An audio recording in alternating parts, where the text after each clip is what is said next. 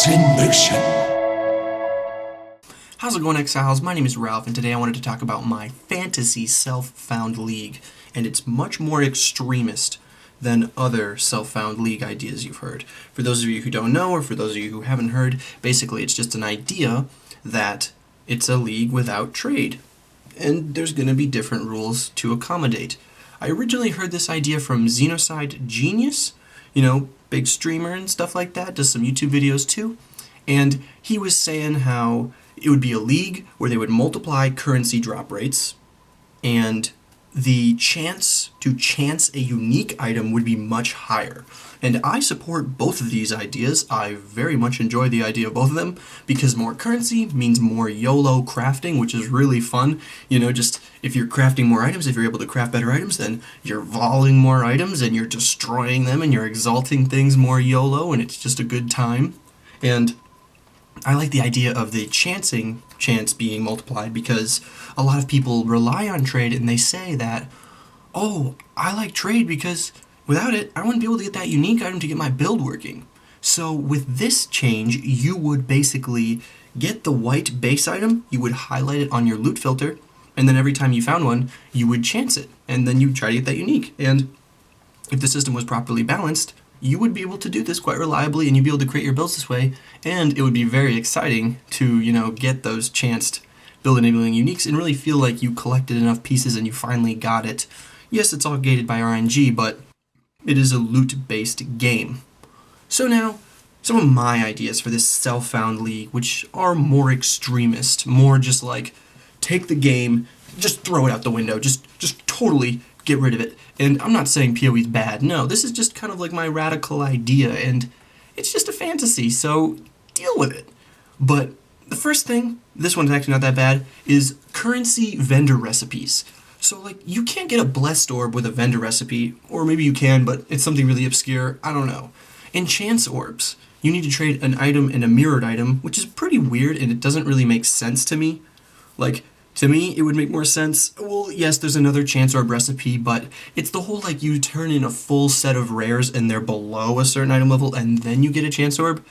But I think that's a little weird. I think there should be more reliable currency vendor recipes. Yes, you can exchange currency at the vendor, but you really rip yourself off if you do that down the chain. So, and there's also master currency conversion rates, from Forsaken Masters, and I think if they improve that, it could be better.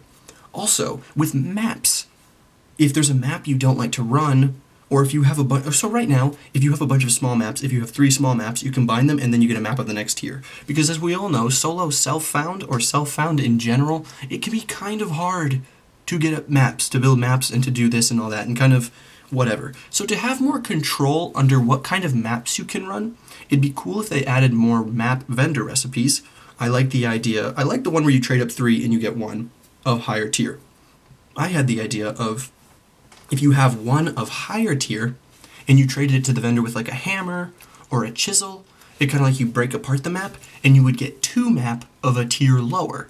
So if you didn't like a core map, you would, break it apart, and then you would get 2 palace maps. And you can say, well, that would just be overpowered because the XP current, curve and blah, blah, blah. Shut up. It's a fantasy. But, yeah, and I think that'd be kind of cool. That'd be a decent system for maps. Also, and this is how you know we're going crazy, offline mode. I don't even care. You guys can hack it all you want, whatever, forget it. I'm sick of, no internet problems, no RIP servers. Just do the offline mode. Even, forget solo self-found. You could play with your friends on your internet. Just do it. It's just an idea. It's just fun. So the maps, the offline mode, the blah, blah, blah. Forsaken Masters. Those things have got to be revised, because I hate doing the dailies. If you've done self-found Forsaken Master grinding, it isn't fun, it's just stupid, and they have such cool crafting tools available to them, so, they need to be thematically better. I want to find Tora in the jungle, I want to find Katarina in the crypts, I want to find Vagan in the battlefront. And I want his missions to do a lot more, to give a lot more XP. And, they have the awesome crafting mods and also the awesome exchange rates. So for the sake of self-found and, none of the whole looking for rotation, rotation, rotation, and doing those dailies all the time, if you've ever done it, you know it can get pretty bad. So yeah, that's one thing I'd want to change. The labyrinth. With Helm enchants, I think it would be cool if maybe out of the chests in the labyrinth in the last room, there was maybe every single chest that you opened dropped like an enchant token, and you could use it. So if you opened 3 chests, you would get 3 enchant tokens, and you could use that to try for the enchant more and more and more, and that would also give me more incentive to get those caches, the catchies, whatever, the cache, all around the labyrinth, because right now I don't really go for the treasure keys or anything like that. And I think that the Helm enchant, from a self-found perspective, is utterly ridiculous, and I would really like to see it improved. I don't just want it to be an economic stimulant, you know, with the, oh, I found this, I got a white base item with this great enchant, I'm going to sell it for currency. Just kind of lame. Also, let's talk divination cards. I love divination cards, and I hate divination cards. That system is just the cruelest, you know, teasing system they have ever implemented. I saw divination cards, and I was like, oh man, this is the self-found heaven, some reliability, we'll be able to have some control over what we farm. No you won't, no you won't. I hate divination cards, and you can disagree, and you can be like, I farmed an entire 6-link astral plate all by myself. I will tell you, I don't know how you did it, because I tried to farm the Dark Mage, I couldn't do it. I didn't get a single card after how many hours. I had a new friend who wanted to do a Righteous Fire build, and he was farming for the shield, the Rise of the Phoenix shield, the card. He farmed for 3 hours. He didn't get one. He entertained that idea. He entertained the idea. He put some progress in. He tried to get some, he tried to get some step to this goal of his. He didn't get a single card. Yeah, he just stopped the build. He stopped it. And you can be like, well, your friend's a baby. Well, guess what? That's what people do when they're new to a game. If they don't get, rewarded for their time investment, they're gonna leave. That's just a stupid system, and it doesn't make sense. It's poor design. It's really poor design. And I was doing it Siri all through Talisman, and I used this example in my first video that I made, is that I farmed at Siri all league. I did 50 plus runs. I never completed the Doriani's Fist set that drops there, and I killed every single mob. And I did Uber. And I never completed the Valregalia set that drops there. And I killed every single mob. I didn't just try to do speedruns. I really killed every single mob. Why didn't I complete these divination card sets? I had a lot of time off, and I got to level 95. And that was basically through the high maps that dropped from Uber and Uber itself. And I was doing it Siri a lot. So why wasn't I able to complete this set? What if I would have been going for that set? Doesn't it make sense that doing that many times you would just complete it? Well, that would be unfair, and if it dropped all the time, that would not be balanced. This is the fantasy self-found idea, and I don't care about trade, and I don't, if I want to farm this set of divination cards, I'm going to farm it and I'm going to get it, because if you put the time in, you should get the reward. It shouldn't just be there and then you get one randomly every now and then. If you go for it, you should at least get something, especially if it's incidental. And maybe that's why the card should be better thematically placed in zones, so it isn't incidental, and maybe so it makes sense. Like maybe there isn't just a random 6-link Valregalia in Uber at Series Zone, but maybe that kind of makes sense. Now moving on, getting really crazy here. This is the crazy idea, the sort of adventure mode. And this, you hear that from Diablo 3, and I don't like Diablo 3. I think the difficulty is horribly balanced in that game, and it doesn't really make sense. And adventure mode is kind of just like weird, because you can just be like, Torment 73,000 and whatever, and it doesn't make sense. PoE is a different game. So basically what would happen is, you would kill Merciless Malachi, and this would give you an incentive to do that. It'd be kind of a cool reason to do that. And then you would gain access to adventure difficulty, or just like exploration difficulty, or self-found difficulty, I don't know. And it would be, the zone levels would all be scaled up, everything. Act 1, Act 2, Act 3, and Act 4. Maybe to a similar level with bosses being higher, or something like that, but you wouldn't want to make maps obsolete, so maybe it would be like level 70 or something like that. And you can say to yourself, well then everyone will just farm ledge because, you know, ledge is very safe, so people would just farm ledge because it's going to be way safer than Act 4 monsters. And yes, that may be true, so they would accommodate for this design, and they would, let's say, scale up the difficulty of ledge, the damage that ledge does, that ledge monsters do, by this much. It would be very hard to design, it'd be very hard to do individually, but that's what they would have to do to make it balanced. And then, so you have this adventure mode. Then what do you do? Because what's the point of this? So you can just farm anywhere you want? No, this is when you would really start to get thematically detailed with the zones. No more, you know, just divination cards drop randomly. And I think that divination cards are kind of weak thematically for the game. Like, divination card, like what, it's a magical card in Rayclast. It just didn't really fit into me when they added it. But this is just a criticism, you know, it's just a fantasy. Don't worry about it. And so let's take it to maybe like fragments or pieces of gear drop in certain places, or things just sort of make sense. Things drop in areas where you would think they would drop. So let's say you wanted to farm a Shavs. Who are you going to farm? Shav. You're going to farm her because she's in the game. Doesn't it make sense? That stuff is so immersive. And yes, this comes very much from the idea of, you know, I've played games like, I played other ARPGs, I played other loot-based games, I played a lot of hours into other games, and I've thought about this kind of stuff quite a lot. But with Borderlands 2, they had a kind of system like this, and you would just farm the crap out of these enemies. You just farm them until you got the item you wanted. And maybe they would drop pieces of the item that you could reliably build up, and maybe not 2 cards like you have with divination cards, where it's just like, please, can I get this? And then you have to win the lottery essentially twice. Like, no, maybe like 500 or 400, you know, whatever pieces of a Shav's chest piece that you could farm off Shav herself. Or she could just have a percentage chance to drop the piece. It makes sense. You know, because Act 4 was kind of a story cop-out, where it was just like, oh, the Nightmare, and here's Malachi, and here's Malagaro, and here's Shavs, and here's Vol. You know, don't you think that Vol should drop a Vol's Protector and a Vol's Devotion? Well, there's the Divination card. Don't even get me started again on those divination cards. Come on now. So, yeah, and that makes a lot of sense, and that's really cool thematically. Vol Oversoul.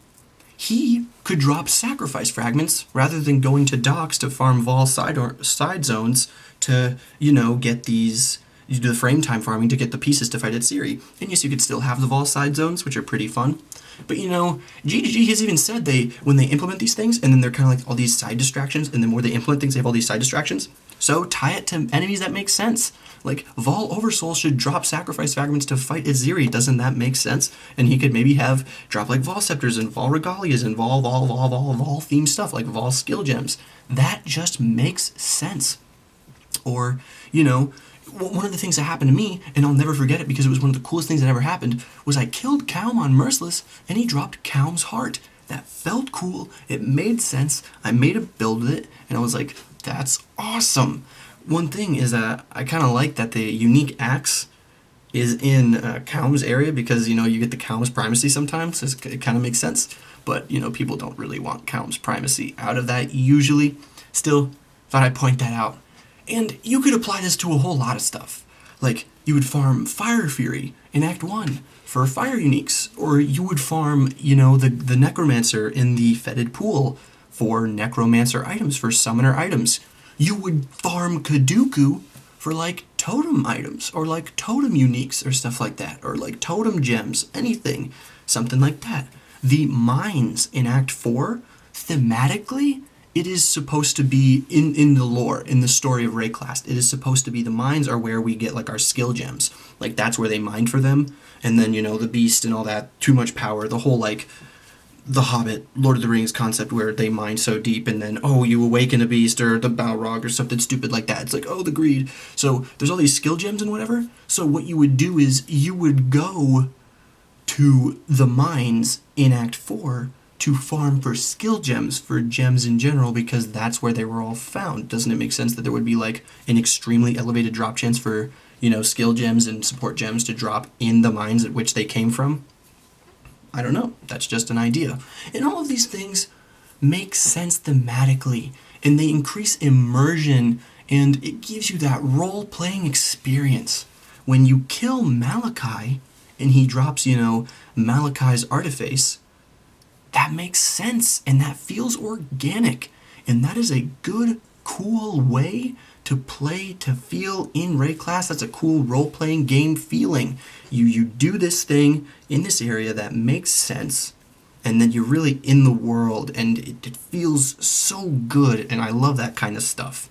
And I find lately, because GGG has been leaning towards the side of trade improvements, and with things like the internet, and things like the community, and things like Reddit, and forums, and podcasts, and even with my videos, people from Germany watch my videos. People in Russia watch my videos. People across the world, in the United States, all these different countries. I see the list, and it blows my mind. And we're all so connected. I find that our ARPG experiences almost get this MMO feel to it. And I kind of don't want that, This is a fantasy, and this is an idea that, and this can apply to everyone. It's what I want to do in raid class. When I get home from university, and when I turn on my computer, and when I hop into the world, and I'm exiled in this raid class, and I'm struggling in this land, what do I expect to do? I don't expect to trade, and, you people can make fun of me, and you can be like, well, you're just thinking about it way too much. You just gotta play the game, you just gotta trade your items away, blah, blah, blah, blah. Well, forget that, This is an amazing hobby, and this is an amazing, beautiful world. Like, you can escape into a whole nother place. You can go to raid class, and you can do all these cool things, and it's a role-playing game, and you can create these extremely complex characters. And I expect to kill Calm and take his freaking chest off and put it on my character and be like, yeah, I did this. Even they could have like super scaled up versions of Calm. Like, you fight a level 90 Calm and then he drops the chest for sure. And you build an entire character just to get the chest for sure. And it would be stupidly hard. Like, these are just the ideas. It's just that cool, immersive stuff that really got me into video games when I was when I was very young. And it's what keeps me in there now. It's an escape, and it's this great, beautiful thing, and I can be in this world with stuff that makes sense, and I don't always have to be trading, and I don't always have to worry about other people's experiences, and I don't always have to worry about the economy, and like, this can't drop from there too much because it would be abused, and then everyone would have this experience, and then the economy will be screwed up. I know it's important to Path of Exile, and I know it's important to grinding gear games, and I know, like, a lot of the changes that I mentioned in this video they're more than fantasy. It's just beyond possibility that it would be implemented. Some of this stuff comes from, like, Diablo 2, Borderlands, that kind of fantasy idea, that thematic stuff, but it's just a fantasy, it's just an idea. Let me know in the comments your fantasies, your ideas. What gaming experience do you want for yourself in raid class? When you're exiled in raid class, what do you expect? What do you expect to happen to you? What do you want to happen to you? What sort of challenges do you expect to overcome? And what sort of, immersive thematic stuff do you want in the game? What is your fantasy for self-found? Let me know what you guys think down in the comments. Give me your opinions. Thank you so much for watching, and I'll see you next time.